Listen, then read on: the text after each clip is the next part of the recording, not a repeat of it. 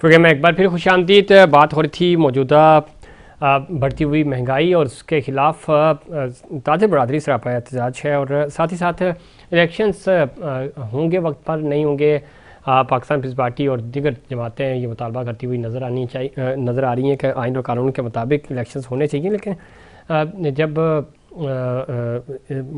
मुस्लिम league नून की हुकूमत थी उस वक्त ज़रा PDM की और इत्तेहादी थी पाकिस्तान पीपल्स पार्टी, उस वक्त तमाम वज़राए आला ने और प्राइम मिनिस्टर ने मिलकर ये फ़ैसला कर दिया था कि अब नई मरदमशुमारी के मुताबिक ही इलेक्शंस होंगे। तो ज़ाहिर है अब इलेक्शंस 90 दिन में तो हो ही नहीं सकते, जो खुद इलेक्शन कमीशन कह चुका है। तो पाकिस्तान पीपल्स पार्टी बार बार ये मुतालबा कर रही है, इस पर हमने बात भी की।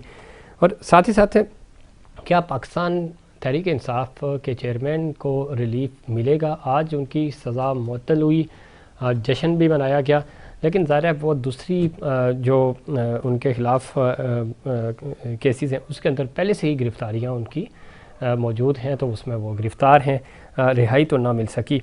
इस पर मज़ीद बात करेंगे चूँकि बड़ी तनकीद भी की जा रही है। दिगर मुस्लिम लीग नून और ख़ास तौर पे इस्तेकाम पार्टी वाले भी कह रहे हैं कि जी हम तो पहले ही कह रहे थे ये लाडले हैं, और इस तरह की मुबारकबाद के मैसेजेस तो बहुत पहले से ही आ रहे थे कि इनको रिलीफ मिलेगा। ज्वाइन किया हमें जनाब राना अरशद साहब ने, सीनियर सियासतदान है, सीनियर रहनुमा है मुस्लिम लीग नून के। राना साहब खुशामदीद कहते हैं आपको प्रोग्राम में। जी थैंक यू वेरी मच, मेहरबानी। बैरिस्टर अली ताहिर साहब हमारे साथ मौजूद हैं, सीनियर कानूनदान हैं और अमूमन हमारे प्रोग्राम का हिस्सा होते हैं। बैरिस्टर साहब आपको भी खुशामदीद कहते हैं शो में। Sir thank you very much. भाई साहब आपसे ही गुफ्तगू का आगाज़ करते हैं, कानूनी पहलू पे पहले बात कर लेते हैं, फिर राना साहब का पॉइंट ऑफ व्यू भी शामिल करेंगे। हम देख रहे थे जिस तरह आपके ट्वीट्स भी हम देख रहे थे, पिछले प्रोग्राम में भी आपने कहा था कि रिलीफ केस में जान नहीं है, रिलीफ मिलेगा। लेकिन जो अपोजिशन जमातें हैं पाकिस्तान तहरीक इंसाफ के ख़िलाफ़ जो पार्टीज़ हैं वो ये कह रही थी हमें तो पहले ही पता था लाडला है, रिलीफ मिलना है, और इसके मैसेजेस तो पहले ही चल रहे थे। किस तरह देखते हैं इस सज़ा मुअत्तली को, और आने वाले दिनों में क्या कोई बड़ा सरप्राइज़ मिलने जा रहा है? जो रिलीफ की बातें हो रही हैं, चेयरमैन PTI को बड़ा रिलीफ मिल सकता है, क्योंकि केसेस तो बहुत बने हुए हैं, गिरफ्तारियां तो उनकी पहले से ही डाली जा चुकी हैं, तो इमीडिएट रिलीफ हमें तो नहीं नज़र आ रहा है। कानूनी पॉइंट ऑफ व्यू से आप किस तरह देखते हैं इस पूरी सूरत हाल को? जी बिस्मिल्लाहिर्रहमानिर्रहीम। ज़फ़ीर साहब देखिए, मैं कोशिश करूंगा कि आपके सवाल के जवाब में सिर्फ और सिर्फ अपने आप को कंस्ट्रेन करूं लीगल पोजीशन तक, चूंकि मैं सियासत पे भी बात करता हूं, लेकिन कोशिश करूंगा कि सियासत को अपने जवाब से बाहर रखूं। तो बात यह है कि खान साहब की जो कन्विक्शन हुई वो तो इंतहाई वीक थी, उसके अंदर बहुत सारे कानूनी सुकुम मौजूद थे, जिसके अंदर मेंटेनेबिलिटी के हवाले से दो सवालात थे कि क्या ये कंप्लेंट मजिस्ट्रेट के थ्रू रूट होनी चाहिए थी या सेशंस कोर्ट में डायरेक्ट जमा कराई जा सकती थी, और नंबर 2 के 137 सेक्शन 137 इलेक्शन एक्ट के तहत क्या 120 दिन के बाद भी करप्ट प्रैक्टिसेस की कंप्लेंट जो है वो जमा कराई जा सकती है। और फिर तीसरा एक कानूनी मामला ये था कि क्या खान साहब जो हैं वो अपनी एविडेंस जो है वो प्रोड्यूस कर सकते हैं, यानी सेटल्ड प्रिंसिपल है क्रिमिनल ज्यूरिस्प्रूडेंस का कि सेक्शन 342 की स्टेटमेंट के वक्त एक्यूज से पूछा ही ये जाता है कि अगर अपने गवाह लाना चाहते हैं तो गवाह लेके आ जाएं, because the accused is the favourite child of the court. लेकिन यहाँ पर उस कोर्ट ने, ट्रायल कोर्ट ने एक ही दिन में 3 दफा केस को कॉल किया और फैसला सादिर कर दिया। तो बे इंतहा कानूनी सुकुम इसके अंदर मौजूद थे, और मैं ये समझता हूँ कि काफी हद तक जो है वो इसको प्रोबेबिलिटी थी कि ये फैसला जो है वो सेट असाइड भी हो, लेकिन उससे पहले जो है वो सेंटेंस भी सस्पेंड हो जाए, जो आज हो गया है। मगर इसके अंदर एक जो अहम बात है वो ये है कि आज मेरिट्स के ऊपर इस्लामाबाद हाई कोर्ट ने कोई फाइंडिंग नहीं दी, बल्कि सिर्फ ऑन द बेसिस कि ये एक शॉर्ट सेंटेंस है उसके बेसिस के ऊपर उसको सस्पेंड कर दिया, जो मैं समझता हूँ कि आईनी कानूनी तौर पर बिल्कुल ठीक पोजीशन है। इसके अंदर अहम बात जो ज़फ़ीर साहब वो ये है कि बाकी केसेस में जाहिर है आप किसी को कस्टडी में रखना है तो कुछ ऐसे ताकतवर हल्के इस मुल्क में हैं कि दिल करे तो किसी की लिबर्टी को कर्टेल कर ले गैर आईनी और गैर कानूनी तरीके से। लेकिन अहम बात यह है कि खान साहब के सेंटेंस सस्पेंड होने के बाद की पोजीशन ये है कि खान साहब डिस्क्वालिफाइड नहीं रहे article 63(1)(g constitution of the Islamic Republic of Pakistan 1973 के तहत, और लिहाजा वो इलेक्शंस में हिस्सा भी लेंगे। और उसके बाद जाहिर है अगर मौसम तब्दील होता है और इलेक्शंस में जो नजर आ रहा है मुझे तो कि पीटीआई जो है वो एक सपोर्ट उसकी बड़ी वाइड है, अगर वो जीत के आते हैं तो ये मौसम सारा तब्दील हो जाएगा। ठीक है, मौसम तब्दीली की बात कर रहे हैं, मैं मुख्तसर आपका पॉइंट लूँगा, फिर हम राणा साहब की गुफ्तगू शामिल करेंगे। कुछ इतलात हैं भी कि कुछ इस तरह की कि कोई बड़ा रिलीफ मिलने जा रहा है, तो आपके पास क्या इंसाइट्स हैं? ऐसा है, ज़रा इमीडिएट तो हमें नहीं नज़र आ रहा, तो कुछ ठंडी हवा का झोंका अटक की तरफ से आया है?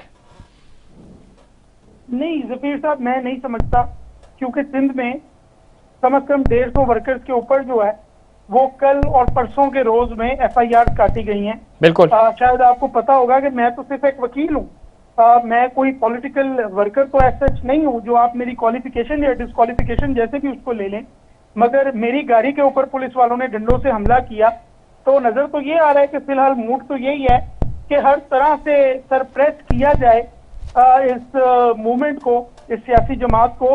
तो मुझे तो ऐसी कोई खबरों का ना जो है वो इल्म है, और जिस एनालिटिकल आय से मैं सियासत को देखता हूँ, मुझे कोई ऐसी चीज नजर भी नहीं आ रही। ठीक। हाँ, अलबत्ता ये जरूर है कि अल्लाह का शुक्र है कि पाकिस्तान की जो अदालतें हैं वो आजाद हैं, और उसकी वजह से पीटीआई को रिलीफ मिल रहा है, और आइन और कानून के मुताबिक असल में जो फैसला करने के हकदार हैं कि इस मुल्क पे हुकूमत कौन करेगा, वो पाकिस्तान की अवाम है, और उनके पास ये चले जाना चाहिए मामला, और पाकिस्तान के अवाम की जो अदालत है वो फिर फैसला करे कि कौन अवामी अदालत में जाना चाहिए, इसमें कोई शक नहीं है। राणा साहब, गुफ्तगू आप सुन रहे थे, हम चाह रहे कि चल थोड़ा सा इस सज़ा मअतली केस के ऊपर बात हो जाए, उसके बाद हम महंगाई की तरफ जाएंगे। आपकी तरफ से, यानी आपकी पार्टी की तरफ से, और ख़ासतौर पर साबिक़ वज़ीर-ए-आज़म जनाब शहबाज शरीफ साहब ने भी इसके ऊपर रद्द-ए-अमल दिया, रिलीफ, लाडला, और ये सारी चीज़ें आज हमें नज़र आई। आप तमाम जो पीटीआई के अपोजिट पॉलिटिकल स्टेक होल्डर्स हैं उनकी तरफ से, आप समझते हैं कि अब भी कोई हमदर्दी है पाकिस्तान तहरीक इंसाफ के साथ, या ताकतवर हलकों में या किसी दूसरी जगह से कुछ सपोर्ट मिल रही है? बैरिस्टर साहब तो कह रहे हैं कि ऐसी कुछ नहीं है, अगर ऐसा होता तो सिंध में जो इतवार के रोज़ सुबह इनके 150 के लगभग वर्कर्स गिरफ्तार हुए, इसी तरह पंजाब भर में आज अटक जेल के पास लोगों ने प्रोटेस्ट जश्न मनाने की कोशिश की, उनको गिरफ्तार किया गया।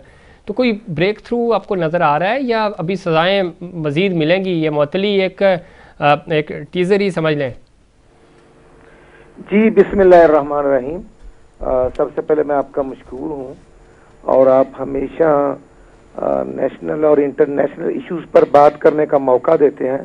मैं समझता हूँ, मैं खुद एक पॉलिटिकल वर्कर हूँ, और मैं समझता हूँ किसी पर मनगढ़ंत बेबुनियाद मुकदमात नहीं होने चाहिए, किसी को भी किसी का लाडला नहीं होना चाहिए, ना आज ना कल ना पहले ना आने वाले वक्त में नहीं होना चाहिए। बिल्कुल आवाम का मैंडेट है, आवाम का हक है अपना वोट कास्ट करने का, और जिसको वोट कास्ट किया जाए उसी के बॉक्स से निकलना चाहिए। लेकिन 25 जुलाई 2018 को क्या कुछ नहीं हुआ पाकिस्तान में जी। वो एक आरटीएम सिस्टम नामी चीज बैठी थी, आज तक 5 साल हो गए, अपनी नींद उसको होश ही नहीं आया। वो किसने बिठाया था, क्यों बिठाया था, क्या इशू था? मैं समझता हूँ ये बड़े हकायक वाजे हैं। और जिस तरह 2017 में मोहम्मद नवाज शरीफ साहब के खिलाफ एक इंटरनेशनल कंपेन लॉन्च की गई, कहां से वो पनामा ड्रामा आया, और कहां पर फिर वो अकामे पर बात आई, और फिर उस वक्त के प्राइम मिनिस्टर को 2/3 अक्सरियत लेने वाले को बेटे से तनख्वाह ना लेने के जुर्म में निकाल दिया गया। और अब जब चंद हफ्ते पहले अहमद खान साहब बड़े सीनियर वकील हैं, और बिल्कुल उनका पीटीआई से भी तल्लक है जी, जो उन्होंने अपना पॉइंट ऑफ व्यू दिया कि नवाज शरीफ साहब से पर कोर्ट केस बनने से पहले फैसला हो गया था तो कि उनको नाअहल करना है। किस तरह फैसले हुए, किस तरह निगरान जजेस मुकर्रर हुए, मेरे लिए तमाम जज बड़े काबिल एहतराम है। लेकिन बंदियाल साहब जो हैं, अल्लाह ताला उनको इज्जत दे, सेहत दे, और जो अदलिया का मराल पूरी दुनिया में जिस तरह अप हुआ है वो सबको पता है। लेकिन जब लोअर केस कोर्ट में केस चल रहा होता है तो अपर कोर्ट और ऑनरेबल चीफ जस्टिस फिर मार्क्स नहीं देते, फैसला होने से पहले तक नहीं देते, चाहे हमारे हक में हो चाहे हमारे खिलाफ हो। ये ऑनरेबल जजेस को जब अल्लाह ताला ने एक इज्जत दी है तो वो मैं समझता हूँ कि इस्लामाबाद हाई कोर्ट ने रिलीफ दिया, ठीक दे दिया। राणा साहब एक चीज़ कता कलामी माफ़, मैं जान ही रहा था कि आपको आपकी गुफ्तगू मुकम्मल होती तो ही अच्छा था, लेकिन एक चीज़ बड़ी इंपॉर्टेंट है, आपने 2018 के इलेक्शंस का कहा, 2016 के पानामा केस के फैसले का कहा, और उसके बाद आपके पास हुकूमत दोबारा आई, यानी 18 का जो मैंडेट था 3.5 साल के लगभग पाकिस्तान तहरीक इंसाफ ने हुकूमत की, 16 महीने आपकी इत्तेहादी हुकूमत थी।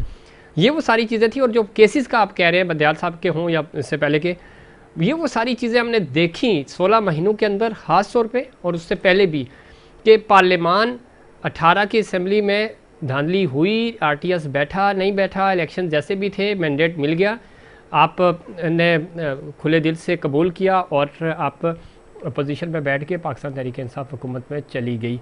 उसके बावजूद भी पार्लियामानी रवायात कवानीन का पास नहीं रखा गया। हम बार बार आपको और ख़ास तौर पे पाकिस्तान पीपल्स पार्टी को ये सुनते हुए आए हैं कि जी हम जमहूरियत की सबसे बड़े सिपाहसालार हैं, जंग लड़ते हैं जमहूरियत के लिए। तो क्या वजह है कि जमहूरियत को और पार्लियामेंट को की जो सुप्रीमेसी है उसको बहाल करने के बजाय अदालती सहारे लिए गए 16 महीनों में भी और उससे पहले भी? जब अदालतों से फ़ैसला आता है तो वो ज़ाहिर या तो आपके हक़ में आएगा या आपके ख़िलाफ़ आएगा। हक़ में आ जाता है तो खुश हो जाते हैं तमाम ही स्टेक होल्डर्स पॉलिटिकल, और ख़िलाफ़ आता है तो नाराज़ हो जाते हैं। यानी कासिम सूरी की रूलिंग को अगर चैलेंज किया जाता है तो उस पर आप जश्न मनाते हैं, लेकिन हमजा शहबाज को चैलेंज किया जाता है तो उसके ऊपर आप नाराज़गी का इजहार करते हैं। तो क्या वजह है? मैं एक आप की बात नहीं कर रहा, ओवरऑल पाकिस्तान पीपल्स पार्टी भी इसी पे खड़ी है, PTI भी इवन। क्या वजह है कि पार्लियामेंट को, यानी चाहे वो सूबाई असम्बली हो या आपका सेनेट हो या नेशनल असम्बली हो, उसको मजबूत करने के बजाय आप सहारा ढूंढते हैं कभी इस्टेब्लिशमेंट का और कभी अदलिया का, वहाँ से जो फैसले आते हैं तो फिर हम बाद में पछताते हैं। तो ये सर रवायात क्यों नहीं? अपने SOPs हैं, कवानीन हैं असम्बलियों के, पार्लियामेंट के अपने असूल हैं, पार्लियामेंट मजबूत है, सबसे बड़ा इदारा है, तो क्यों फैसले पार्लियामेंट के अंदर नहीं होते, बाहर ही होते हैं हमेशा? मेरा ख्याल है कि आप मुझसे ज्यादा फहम फासर रखते हैं। आपके आइन में 1973 में पार्लियामेंट के अंदर जो इत्मीनान का वोट लेना और अदम इत्मीनान का वोट लेना कानून के मुताबिक है, और 75 साल में फर्स्ट टाइम हुआ है कि किसी सिटिंग प्राइम मिनिस्टर के खिलाफ अदम इत्मीनान कामयाब हुआ है। ठीक, अगर वही लोग हैं जो PTI के साथ, तो जो शहजाद साहब के वोट थे तो बहुत अच्छे थे, MQM थी तो बहुत अच्छे थे, अख्तर मैंगल था तो वोट का बहुत कदर की निगाह थी, जैन भुगटी था तो बिल्कुल ठीक था। अगर वो अदम इत्मीनान करते हैं खान साहब के खिलाफ, और हमने तो एक मूव किया और एक मूवमेंट की अदम इत्मीनान की, अगर वो हमारे साथ वोट ना आते और खान साहब के साथ ही रहते तो खान साहब प्राइम मिनिस्टर रहते। हमने को गैर कानूनी ना को काम किया, मैं अग्री करता हूं। और जो कोर्ट ने डायरेक्शन दी थी, हम कोर्ट में नहीं गए थे, माशाल्लाह आपके इल्म होगा, कोर्ट ने सो मोटो एक्शन लिया था कि कोर्ट की डायरेक्शन पर अमल क्यों नहीं हुआ। जब कोर्ट की डायरेक्शन पर अमल नहीं हुआ था तो फिर रात को 12 बजे जो कासिम सूरी साहब ने किया और जिस तरह आधे घंटे में असेंबली को डिसॉल्व कर दिया गया, सदर साहब ने नोटिफाई कर दिया, तो वो था एक प्री प्लान ड्रामा। जो राना साहब, मैं बिल्कुल आप इसकी बात से इत्तेफाक करता हूँ। मैं यही कह रहा हूँ कि ये वो सारी चीज़ें हुई ना। तहरीक अदम एक कानूनी ऑप्शन था, यानी गैर पसंदीदा था, नहीं होना चाहिए था, लेकिन कानूनी है, हम उस पर कोई नहीं गैर पसंदीदा नहीं है। मेरा पॉइंट सुन ले, मेहरबानी फरमाएं। सर सुनिएगा, सुनिए। पंजाब में हुआ, हाँ वो भी सही नहीं है, सुने ना सर, मैं वही कह रहा हूँ। पंजाब में हुआ कि 25 वोट कास्ट करते हैं तो ऑनरेबल कोर्ट ने कह दिया कि नहीं, इनको डीनोटिफाई कर दिया। राना साहब, मैं कुछ और जब 10 MPs के खिलाफ जो रिश्तेदार ने लेटर लिखा तो वो आज तक फैसला पड़ा हुआ है। राना साहब, मैं भी यही अर्ज कर रहा हूँ कि ये तारीख का हिस्सा बन चुका है। मैं कह रहा हूँ कोई गैर जरूरी काम हुए, कुछ काम अगर अवॉइड कर दिए जाते, ज्यादा मुल्क के वसीतर मफाद में अच्छे होते, पंजाब की असेंबली ना गिराई जाती, KP ना तोड़ी जाती। हम कह रहे हैं ये बात कि वक्त का तकाजा ये था कि आप चलने देते, लेकिन ज़रा ये सारी चीज़ें हुई हैं। मैं अगेन ये कह रहा हूँ कि ये फोरम आपके पास थे, आप लोगों ने सही इसका इस्तेमाल क्यों नहीं किया? आज जब नहीं, हमने किया, हमें हमने जो कोर्ट का फैसला आया, पंजाब में आ गया कोर्ट का फैसला, हमने मनोअन तस्लीम किया और परवेज लाई साहब बन गए वज़ीर आला रहे। अब परवेज लाई साहब की असम्बली हमने डिजॉल्व नहीं की, परवेज लाई साहब ने खुद असेंबली डिसॉल्व की है। अब आगे बढ़ते हैं राना साहब, ठीक हो गया, आगे बढ़ते हैं। महंगाई है और चूंकि वक्त भी कम है, महंगाई है, क्या रिलीफ मिलेगा आवाम को? और बिजली की कीमतों में इजाफा, मुल्क गिर हड़ताल हो रही है, सिविल नाफरमानी की तहरीक की आवाज़ें भी आ रही हैं। आपको लगता है कि मामला इस तरफ जाता हुआ नज़र आ रहा है? मैं समझता हूँ कि ये बिजली का जो रेट्स हैं वो कम होने चाहिए और बिल्कुल केयर टेकर गवर्नमेंट को अपना रोल प्ले करना चाहिए और IMF को भी होश के नाख लेने चाहिए। जो PTI की गवर्नमेंट ने MOU साइन किया था 2018 के बाद 19 में भी, और जब असद उमर साहब थे फिनांस मिनिस्टर, फिर वो तब्दील हो गए, फिर शेख हफीज साहब आए, फिर मैं समझता हूँ जिस तरह शौकत तरीन साहब आए, सो वो एक कंटिन्यूटी थी और हमने भी कोशिश की। लेकिन मैं समझता हूँ कि 16 महीने का जो हमने किया है PDM की गवर्नमेंट, वो हमारा खाता बिल्कुल है, मैं इस चीज़ को मानता हूँ। लेकिन 4.25 साल जो खान साहब की गवर्नमेंट थी वो उसके जिम्मेदार हैं। ये महंगाई नहीं होनी चाहिए थी और ये मैं सिर्फ अदब से ही करूँगा कि जो 2017 में मोहम्मद नवाशी को फारग करके इमरान न्याई साहब ब्रांड को लॉन्च करने वाले ही जिम्मेदार हैं। बिल्कुल मैं बांगे दोहल कहता हूँ, 2017 से लेकर कब पाकिस्तान अपने पांव पर खड़ा हुआ? नहीं, लड़खड़ा रहा है। ये महंगाई, इसके जिम्मेदार सियासतदान भी हैं, लेकिन वो एस्टेब्लिशमेंट के लोग भी हैं जिन्होंने मोहम्मद नवाशी को निकाला और जिस तरह वो मलक अरशद जाजल्ला को प्यारा हो गया, उसने वो जाते जाते अपना बयान दे गए थे कि किस तरह उनसे फैसले करवाए गए। लिहाजा मैं समझता हूँ कानून से बालातर कुछ नहीं होना चाहिए। ठीक है राणा साहब, आप ही के वज़ीर आज़म जो कुछ दिन पहले ही ज़ाहिर है उन्होंने अपनी मुद्दत पूरी की, शहबाज शरीफ साहब साबिक वज़ीर आज़म वो कह चुके हैं कि मैं तो 30 साल से इस्टेब्लिशमेंट की आंखों का तारा हूँ, तो इस्टेब्लिशमेंट के साथ तो ताल्लुकात आपके बड़े अच्छे रहे हैं, तो अभी मौका भी था, ये सारी चीज़ें इसके ऊपर बात हो सकती थी जो कि नहीं हुई। तो मेरा ख्याल ये है कि जो आंखों के तारा आपने बयान किया तो वो 2019 में गिरफ्तार वही हुए थे, ना मैं हुआ था ना आप हुए थे, और उसके बाद दोबारा फिर वो गिरफ्तार हुए। ये बात कहना कि प्राइम मिनिस्टर हो या पाकिस्तानी, और आज ही मैं कहता हूं जो बंदूक पकड़कर पाकिस्तान की सरहदों पर पहरे देने वाले नौजवान अफवाज पाकिस्तान में उनकी अजमत को सलाम पेश करता हूं, लेकिन आइन से बालातर कोई नहीं। ठीक है, लेकिन राणा साहब आपने कहा ना कि वो गिरफ्तार हुए थे 2019 में, तो सर गुलाब का फूल होता है तो उसके साथ कांटे भी तो होते हैं ना, तो ये अच्छा बुरा वक्त तो चलता रहता है ना फिर। जी ऐसे ही हम बर्दाश्त करते हैं अल्हम्दुलिल्लाह, हमें अल्लाह ने हमें, हम ये नहीं कहते कि जेल में हमें ब्रोस्ट दें, हम ये नहीं कहते कि देसी घी और देसी मटन लाएं, हमें नहीं मिलते थे।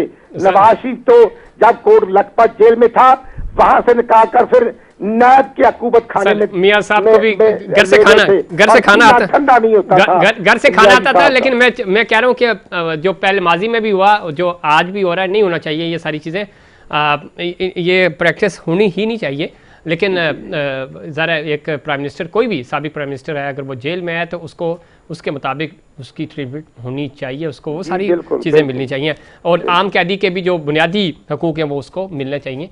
बैरिस्टर साहब क्या कहेंगे? राणा साहब की गुफ्तगू आप सुन रहे थे, महंगाई बढ़ती जा रही है, सिविल तहरीक की बातें भी हो रही हैं, आप खुद ज़रा सिविल सोसाइटी की नुमाइंदगी भी करते हैं, कोई बड़ा चेंज आपको नज़र आ रहा है? कुछ अवाम आपको जागते हुए नज़र आ रहे हैं कि अब वक्त आ गया कि स्टैंड लिया जाए, इनफ इज़ इनफ? जी देखिए जफीर साहब, आपने सवाल बहुत मुश्किल पूछ लिया है कि क्या अवाम जागते हुए दिखाई दे रहे हैं। मैं नहीं चाहता कि कोई ऐसा जवाब दूं जो बहुत भारी हो जाए मेरे लिए भी, वैसे ही मैं तो गाड़ी अपनी जो है वो आधी करवा के बैठा हुआ हूँ, या आपके शो के लिए भारी हो जाए, लेकिन एक कम से कम एक कमिटमेंट पाकिस्तान के अवाम की डेमोक्रेसी के साथ नजर तो जरूर आ रही है। और राणा साहब अभी सारी बात कर रहे थे, मैं कोई तारीखी बातों पे जाना नहीं चाहता, लेकिन चले आज की तारीख से शुरू करते हैं। आज ये फैसला कर लेते हैं कि ये जो आप प्लस और माइनस के फॉर्मूले अपनाते हैं इसको साइड पे रख दें और पाकिस्तान के लोगों को डिसाइड करने दें कि किसको वजीर आजम होना चाहिए, जिसको पाकिस्तान के लोग वोट दें।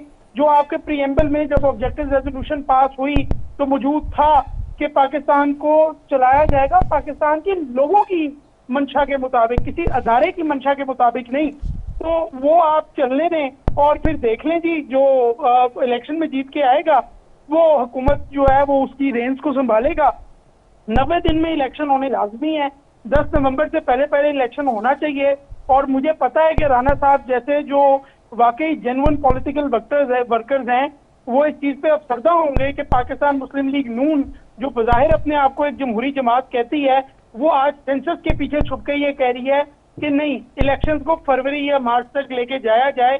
हालांकि जमहूरी जमात का अमल तो ये होना चाहिए कि चले इलेक्शंस में चलते हैं, अवाम जिसको वोट देगी वो आके पाकिस्तान की कमांड को संभालेगा और तमाम अदारे उसके मतहत होंगे।